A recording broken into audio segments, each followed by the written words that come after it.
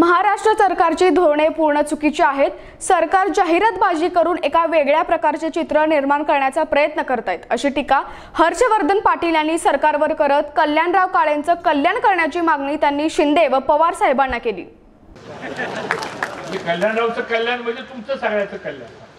माझी साहेबांना आणि शिंदे साहेबांना दादांना विनंती आहे, काहीतरी मार्ग काढा। आता बबन दादा पण इथे आहेत, कल्याणराव पण इथे आहेत, काहीतरी मार्ग काढावा लागेल आपल्याला।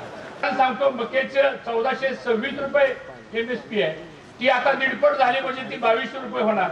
तिथं 1100 रुपयाला मका कोणी घ्यायला तयार नाही आणि अरुण जेटली साहेब म्हणतात की आम्ही 2300 रुपयांनी तुमची मका घेऊ। म्हणजे किती विसंगती आणि किती फसवेगिरी आज या माध्यमातून निर्माण झालेली आहे। आणि म्हणून आता हे गारणगात आपण आता बसून चालणार नाही।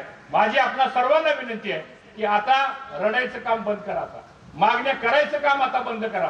3.5 वर्ष आपण त्रास सहन केलेला आहे, 1 वर्ष त्रास सहन करा, पुन्हा मात्र मुळासहित उपटून काढण्याचं काम या सरकारच्या बाबतीमध्ये आपण केलं पाहिजे।